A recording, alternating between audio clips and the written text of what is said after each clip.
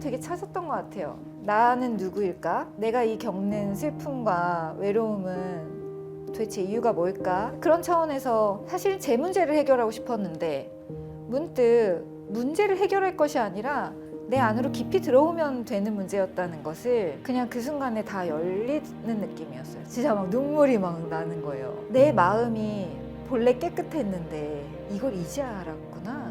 이렇지 않은 상태로 평생을 살았구나. 이걸 계속 안개 낀 거울 상태로 열심히 살았는데 여기 있었잖아. 어디 가서 찾는 것도 아니고 누군가한테 받을 수 있는 것도 아니고 내 안에 깨끗한 마음이 있었구나. 내가 닦지 않아서 그걸 보지 못했구나. 자기에 대한 어마어마한 신뢰와 그 감사가. 안녕하세요. 하와이 대저택입니다. 시간 진짜 빠릅니다. 빠르게 흘러가는 일상 속에서 우리는 종종 마음이 보내는 그런 신호들, 시그널을 놓치곤 하잖아요. 무기력하거나 짜증나거나 불안하고 삶이 막 경고음을 울리고 있는 거거든요. 근데 그 뜻을 제대로 읽지 못하고 그냥 버티면요, 그러다 어느 순간 이게 뭐지? 내 삶의 주도권이 나한테 없나? 내가 지금 뭐 하고 있는 거지? 이걸 깨닫게 됩니다. 오늘 모신 분은요, 그 주도권을 되찾는 힘을 진짜 가장 선명하게 알려주실 분을 이렇게 모셨습니다. 모든 순간에 깨어있는 사람은 모든 상황에서 배운다. 어웨어니스의 저자이시자 한양대학교 상담심리대학원 겸임교수, 메디테이션 랩 대표 곽정은 작가님을 모셨습니다. 어서 오세요, 작가님. 안녕하세요. 안녕하세요. 하와이 대저택 구독자님 여러분, 너무 반갑습니다. 사실 작년에 뵀었는데 이렇게 다시 또 새로운 책과 함께 인사드릴 수 있게 돼서 너무 영광이고 진심으로 반갑습니다. 다시 한번 환영합니다. 그간에 엄청난 또 많은 일들이, 또 해외로 가서 또 공부도 하셨고, 그 사이에 또 대학원 모교시죠. 모교에서 이제 강단에 또 서게 되셨어요. 상담심리대학원에서 또 강의도 하고 계시고, 강의하는 게 또 굉장히 즐거우시다고. 너무 즐겁고요. 사실 이걸 목표로 한 적은 없는데 이런 기회가 되어서 너무 참 신기하고 너무 감사할 따름이고, 제가 공부한 게 명상인데 명상과 관련된 심리학 강의를 하고 있다 보니까 매주 진짜 저도 신나서 가르치고 학생들도 너무 즐거워하시고 이렇습니다. 와, 예. 저는 정말 리스펙하는 게, 처음에 기자 생활을 하시다가 방송인으로서 큰 인지도를 얻으셨고, 그러다가 이제 또 공부를 하시면서 박사님이 되셨고, 그러다가 또 모교에서 강의를 하시고, 이게 정말 쉽지 않다는 걸 너무나 잘 알고 있기 때문에 정말 진심으로 리스펙합니다. 이번에 따끈따끈 나온 신간이 어웨어니스입니다. 제목의 뜻을 한번 간단하게 한번 말씀해 주시겠어요? 어웨어니스는 어웨어의 명사, 이렇게 많은 분들은 보시면 느끼실 거예요. 그래서 알아차림? 이런 느낌인데요. 일상 용어처럼 느껴지지만 실제로는 빠엘리어 삼빠잔냐, 명백한 아주 명료한 알아차림, 수행으로 통해서 얻어지는 명료한 알아차림의 단계를 삼빠잔냐라고 하고, 그것을 이제 영어로 옮긴 것이 어웨어니스이고, 그걸 다시 우리나라 말로는 알아차림, 이렇게 하는 것이죠. 그래서 수행을 통해서 얻어지는 매우 명료한 자기인식의 상태, 지혜로 가는 길목에 있는 그 경지를 표현한 문구입니다. 그런 네. 단어라고 볼 수 있습니다. 처음에 시작하는 게 집중하는 마음을 어떻게 얻을 것인가 로 시작을 해요. 그러면서 앞에 이렇게 작은 글씨로 써 놓으셨거든요. 붓다는 마음의 본성을 맑고 밝게 빛나는 것으로 규정했다. 그러나 이 본성으로 인해 두 가지 결과가 나타날 수 있다. 하나는 마음이 바깥에서 들어오는 번뇌에 쉽게 오염되는 것이고, 다른 하나는 바깥에서 들어오는 번뇌로부터 벗어나는 것이다 라는 부분이 있거든요. 제가 이 부분을 읽고 이런 이미지가 떠올랐는데, 컵이 있고요. 이렇게 큰 컵이 있고 맑은 물이 있어요. 이렇게 큰 대야 같은 게 있고 맑은 물이 있는데, 거기다가 색깔이 오염된 물을 막 이렇게 넣는 거죠. 그러면 점점 이제 이 물이 혼탁해지면서 나중에는 이제 처음 부었던 물과 같은 혼탁한 색깔이 되잖아요. 근데 이거를 없애려면 어떻게 해야 될까? 그걸 번뇌라고 했을 때, 그럼 다시 맑은 물을 여기다가 계속 쭉 부으면 넘치면서 조금씩 옅어지면서 궁극적으로는 계속 붓다 보면 다시 처음에 맑은 물의 상태로 되돌아올 거기 때문에, 여기서 말하는 하나는 마음이 바깥에서 들어오는 번뇌에 쉽게 오염되는 것이고 다른 하나는 바깥에서 들어오는 번뇌로부터 벗어나는 것이다. 이걸 보고 이런 이미지가 이렇게 떠올랐거든요. 제가 나름대로 생각을 해본 건데 어떠신지 여쭙고 싶습니다. 복잡합니다. 복잡해요. 아니 물에 대한 비유를 하면 물은 너무나 쉽게 이제 분자끼리 융합하는 성질이 있잖아요. 그렇죠. 그래서 이렇게 되면 뭔가 내가 까만 물 상태를 복구하기가 힘들겠구나라는 생각이 들잖아요. 근데 그냥 내가 이런 컵인데 여기에 먼지 하나가 붙으면 좀 더 이해가기가 쉽지 않나요? 먼지가 붙으면 원래 이 먼지는 밖으로부터 온 것이기 때문에 그냥 먼지임을 알아채고 먼지가 어디 있는지를 알고 그걸 손으로 털어서 걷어내면 되는 일 정도? 근데 보통 우리는 먼지가 들어오면 이것이 싫고 이 먼지를 보는 마음이 너무 불편하기 때문에 그냥 이 먼지랑 계속 멱살 잡고 싸운다는 거죠. 네. 그럴 필요가 없이 아 이것은 그냥 먼지이구나 알아차리고 먼지가 어디 있는지 보고 그것을 아주 어떤 평가하거나 막 화나는 마음 없이 먼지이구나 하면 그 먼지가 그냥 더 이상 붙어있지 않는다. 애초에 마음은 이것이 아니구나 라는 것은 이제 안다는 것이고 지금 생각하신 그런 이미지 있죠. 그게 네. 어쩌면 지금 우리들이 마음에 대해서 느끼는 그런 공포일지도 모른다는 생각이 들어요. 마음이 뭔가 이렇게 정말 어려운 감정이 있으면 그게 나한테 스며들어서 혼연일체가 된 그런 느낌이잖아요. 네. 근데 실제로는 그렇게 비유하는 것은 애초에 좀 어려운 일인 것 같습니다. 애초에 그러니까 마음에 대해서 우리가 어렵게 느끼게 만드는 비유인 것 같아요. 그보다는 그냥 깨끗한 공간에 뭐가 하나 쓰레기가 투척되면 걷어서 내버리면 된다 이 정도이고 보통은 내가 뭘 좋아하고 싫어하는지에 대해서 너무 많은 생각들을 일으키다 보니까 오히려 그 과정에서 마음이 더 복잡해지는 것 같아요. 이걸 좋아하는데 나 이거 갖고 싶은데 왜 안 가져지지? 난 어떻게 해야 되지? 왜 다른 사람들은 가졌는데 나는 없지? 이런 다양한 의문들이 솟아나면서 그 과정에서 오히려 마음이 진짜로 혼탁해지는 거죠. 근데 진짜 자기인식이라는 것은 내 마음에 무엇이 있는지를 보는 힘인데 이 보는 힘이 뭔지 사람들은 배우려 하지 않으면서 보는 힘이 있다고 착각하기 때문에 문제랑 멱살 잡고 싸우는 것을 자기 자신을 사랑하는 것이라고 착각하는 거예요. 내 자신을 지키기 위해 내가 이렇게 한다. 그러니까 자기가 만든 자기의 모습, 난 이런 사람이었으면 해, 나는 이런 모습을 추구해 라는 생각들 때문에 사실은 오히려 더 자기를 사랑한답시고 하는 행위들이 자기가 더 마음이 복잡해지는 쪽으로 갈 수밖에 없는 길을 뚫어주는 거죠. 근데 명상은 이렇게 끊임없이 일어나는 생각들에 대해서 내가 그냥 보는 힘을 길러주는 것이기 때문에 멱살 잡지 않고도 아 먼지네 하고 걷어낼 수 있는 그 힘 자체를 길러주는 것 같아요. 따라서 마음에 대해서 뭔가 어려운 마음들이 일어날 때 막 짜증이나 분노나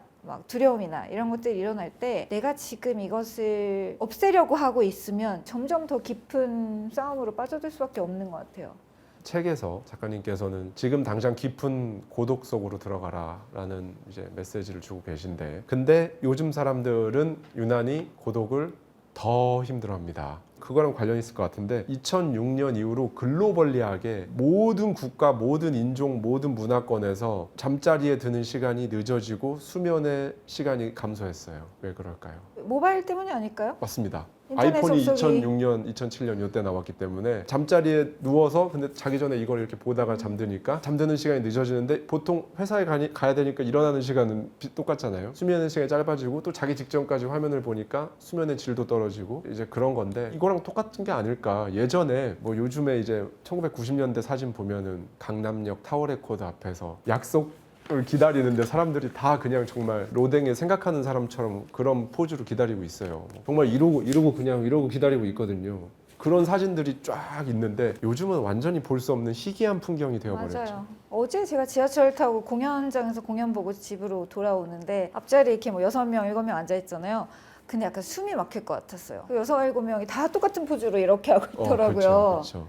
물론 뭐 휴대폰 볼 시간이 없다면 이동하는 시간을 통해서 뭔가 정보를 취득하고 이런 것도 맞는데 보통은 그냥 의미 없이 스크롤만 하고 있잖아요. 저는 외로운 시절을 많이 경험했던 사람으로서 외로움이란 그렇게 편하지만 않은 감정이었다는 걸 인정해요. 모두에게 사실 외로워라는 감정은 항상 부정적으로 느껴지는 것도 맞는데 이 과정에서 외로움을 좀 제대로 들여다보면 그것이 우리의 성장의 씨앗이 되지만 어떻게 보면 지금 20대들 혹은 30대, 40대까지도 다 외로우려 하려고 하면 바로 무언가 기기에 접속할 수 있는 그 맞아요. 상황 속에서 살았기 때문에 오히려 자신의 어떤 혼자 있는 시공간 이것을 견디지 못하는 쪽으로 계속 길러지고 있는 것 같아요. 근데 참 무서운 거죠. 기계는 지금보다 더없이 발전을 할 거고 그냥 혼자서 어떤 공간을 보고 지나가는 사람들을 보고 내 생각을 느끼고 이런 것들이 매우 어색해진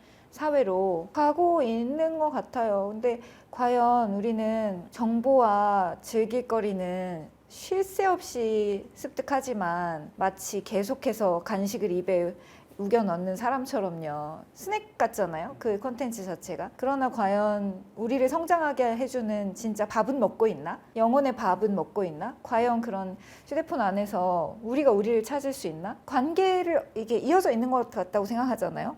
세계 곳곳의 뉴스도 보고 내 친구의 소식도 보고 계속 막 단톡방을 놀려대고 하니까 무언가와 이어져 있다는 감각은 있지만 사실상 그것이 실제로 이어져 있는 것은 아니기 때문에 내면에서는 계속 채워지지 않는 욕구가 있고 끄면은 바로 뭔가 이게 아닌 것 같고 오히려 더 불편한 느낌이 계속되고 이렇다 보니까 외로움을 직면하지 않고 방 안에 혼자 있는 것을 못 견뎌 하는 그런 세대가 점점 더 많아지고 있는 상황인 거죠. 네. 책에 명상은 혼자 할 수 있는 최고의 선택이라고 말씀을 해주시고 계세요. 명상을 딱 기준으로 비포 애프터가 이렇게 있다고 본다면 어떻게 달라지셨나요? 가장 크게 달라진 게 이건 것 같다라는 걸 한번 말씀해 주시면 좋을 것 같아요. 명상을 하기 전에는 혼자 있으면 뭔가 문제가 있다라는 그 제 마음 안에 신호가 계속 깜빡깜빡 했던 것 같아요. 연애를 안 하고 있거나 네. 물리적으로 주말에 혼자 있거나 이러면 이건 뭔가 문제가 있어라는 그 내면의 소리가 계속 알람처럼 울리는 느낌? 그렇다 보니까 일종의 불교 경전에서 말하는 갈애 상태가 되었던 것 같아요. 계속 목마른 상태인 거죠. 이건 뭔가 문제가 있어.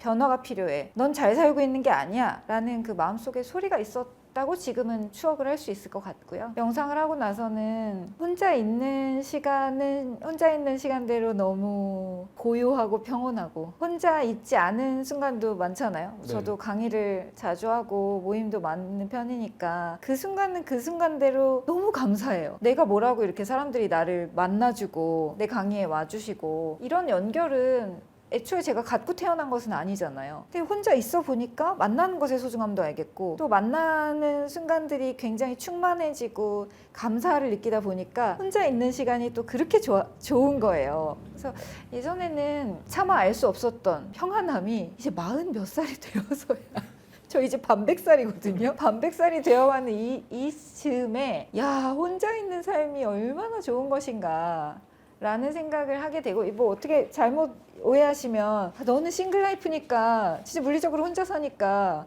하고 싶은 거 다 하니까 맨날 집이 조용하니까 가능한 거 아니야 명상도? 이렇게 얘기하실 수 있는데 그 명상은 밖에서도 또 뭐 잠깐 카페에서도 어느 정도 연습을 해놓으면 얼마든지 나 혼자 있다라는 그 순간에 홀로 고요히 있다라는 그 감각을 일깨울 수 있기 때문에 누구와 같이 사는 상태이든 이 혼자 있음에 대한 그 감각을 일깨우신 분들은 삶에 있어서 정말 큰 도움이 될 거라고 생각합니다. 그러니까 이 목마름이 사라지는 거예요. 얼마나 좋을까요? 우리 일반 사람들이 명상할 때 그러면 최소한 뭐 시간은 어느 정도 해야 되고 명상할 때 꼭 이렇게 막 각 잡고 해야 되고 어떻게 해야 되나 그런 게 항상 저는 궁금했었거든요. 방금 작가님께서 말씀해 주신 것도 빈도수를 조금씩 5분일지라도 아니면 10분일지라도 조금씩 자주 이걸 하는 연습을 좀 해놓으면 나중에는 바깥에서 카페에서 뭐 누구를 기다릴 때도 이렇게 잠깐이라도 할 수 있게 되고 이렇게 되는 걸까요? 두 가지 길이 있는 것 같아요. 예. 예를 들어 저희가 근육을 만들고 싶을 때 저도 집에서 틈나면 5분만 있어도 덤벨 들고 운동하거든요. 그렇게 하면 누워있다가 집 밖으로 나오는 것보다 훨씬 몸에 활력이 돌겠죠. 그러나 진짜로 내가 거의 뭐 올림픽 선수 수준의 어떤 제대로 능력을 키우고 싶다. 네. 그러면 운동 제대로 배워야 될 거 아닙니까? 그렇죠. 전문가에게 가서 그렇죠. 전지훈련을 가야 될 거 아닙니까? 그렇죠. 그런 느낌으로 음. 조금이라도 나아지고 싶다면 집에서 아침에 5분, 10분이라도 시간을 투자하는 것이고 정말로 삶을 바꿀 정도의 그 명상을 통한 의식의 힘을 기르고 싶다면 더 많은 노력은 사실 필요하죠. 근데 저는 이 불교 명상을 전공으로 택한 이상 저는 제 공부에 떳떳해지고 싶었어요. 제가 공부한 이것이 사람들을 살릴 거라는 확신이 있었고, 그래서 제대로 공부를 했고, 이제 열흘 이상 2주씩 수행만 하는 공간에 들어가서 좀 힘들거든요. 전화기를 없는 상태에서 2주 동안 내가 그냥 있을 수 있겠는가. 저녁밥도 안 먹고 하루에 열 몇 시간씩, 자는 시간 6시간 정도 빼고 뭐 청소하고 샤워하는 시간 빼면 거의 16시간 정도 명상만 해야 되거든요.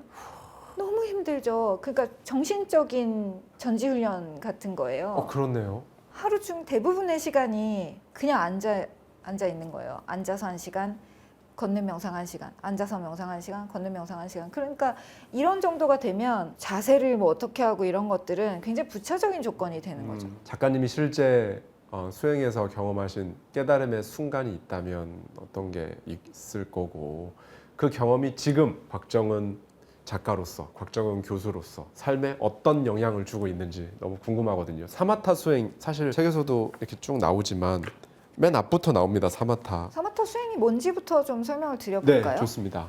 사마타 수행은 이제 부처님이 살아계시던 2600년 전쯤에도 이미 있던 것이에요. 그래서 부처님이 아주 어렸을 때 나무 아래에서 사마타 수행을 배운 대로 해봤었는데 그게 참 좋았었지라고 나중에 성인이 되고 나서 그걸 추억하실 정도니까, 이미 인도에서는 그 문화가 워낙 뭐 발달해 있었고 하다 보니까 사마타는 예전의 수행법이라고 보시면 되는데 매우 간단해요. 코나 인중, 뭐 코끝, 콧구멍 요쪽에서 우리가 호흡을 여기서 하잖아요. 그렇다 보니까 이 자기가 느끼기에 코의 어느 부분에서 호흡이 드나드는 그 포인트를 가장 선명하게 느낄 수 있는 포인트가 다 하나씩은 있죠. 누구나 다 있죠. 그 한 지점에 딱 찍어두고 그곳에 마치 문지기를 세워둔 것처럼, 예를 들어 성문에 문지기가 있으면 네. 그 문지기가 안까지 따라 들어가거나, 저기 이미 성문을 떠나간 사람한테 거기 어디 가쇼 하지 않고 문에서 드나드는 사람만 체크하잖아요. 어디 네. 가쇼 이렇게 하잖아요. 네. 그것처럼 이 한 지점에서 호흡이 드나들 때 그 드나드는 감각에만 주의를 두는 거예요. 그렇군요. 그것만 계속 하는 거예요. 1시간 동안이요. 1시간. 네. 예. 대단히 특별한 것이라고도 말하고 싶지도 않은 게, 이 또한 과정이고, 이 사마타 수행 체계에서 이제 중요한 것은 이 고요함과 집중의 단계가 4개가 있어요. 추선, 2선, 3선, 4선. 그래서 추선에서는 뭐 이렇게 고요함이 느껴지고 막 이렇게 기쁨이 느껴지고 약간 기분이 되게 좋거든요. 약간 붕붕 뜨는 느낌도 들고. 근데 2선, 3선 가면 그런 막 기분 좋음, 희열, 이런 느낌들도 하나씩 또 내려놔야 돼요. 1단계를 경험하기 위해서 필요했던 것이 2단계 더 깊은 상태로 넘어가려면 그게 사라지는 거예요. 그러니까 이 과정에서 내가 붙잡고 있던 걸 계속 내려놔야 되잖아요. 네, 네. 그리고 가장 계속 좋은 경험을 추구하게 되잖아요. 왜냐면 내가 지금 이제 5일째 수행처에 있었어요. 그러면 5일째 됐으니까 오늘은 더, 어제보다 더, 막 이런 게 뭐죠? 욕심이잖아요. 탐욕이겠죠. 불교식으로 말하면 이 탐욕적인 마음을 가지고 있으면 5일째는 다시 더 안 되는 거예요. 막 졸아요. 막 아파요. 막 이렇게 되면 이 마음을 또 다시 내려놓고 다시 코로, 다시 코로, 다시 코로, 그걸 뭐 몇만 번쯤 하게 되는 거라고 생각해도 될까요? 자기와의 싸움이고, 자기를 계속 인식하는 과정이고, 자기를 보는 과정이죠. 그 고요함, 지금 말씀해 주신 거를 명상을 하면서 많이 느껴보셨을 텐데, 보통 며칠을 하나요? 이 사마타? 보통 열흘을 합니다. 보통 열흘이에요? 초보자도? 제가 3일 한 번 들어가고 다음에 이제 2주 가까이 다시 들어갔는데, 왜냐하면 첫 3일은 제가 여기서 열흘 넘게 있을 수 있는 사람인지를 저도 알고 싶었어요. 네. 그래서 2박 3일 일단 거기 좀 이렇게 나를 테스트해보고자 갔는데, 그 3일은 신기하지만 너무 괴로운 경험이었어요. 그냥 잡념만 하니까. 근데 다음에 갔을 때는 4일째잖아요. 네. 저번에 3일 있었으니까. 네. 근데 그게 아니에요. 다시 일이? 가면 다시 리셋이에요. 왜냐하면 그동안에 제가 사회에서 살면서 뭐 그냥 살았잖아요. 열심히만. 네. 그러니까 돌아가면 다시 그 고요한 상태를 닦는데, 정말 닦는 거예요. 이미 더럽혀졌어. 근데 다시 닦아 나가는 거예요. 다시 앞에 3일은 너무 버거운데요. 그걸 지나가면 9일 정도 정말 깔딱고개라고 누가 하대요. 정말 이제 못하겠다.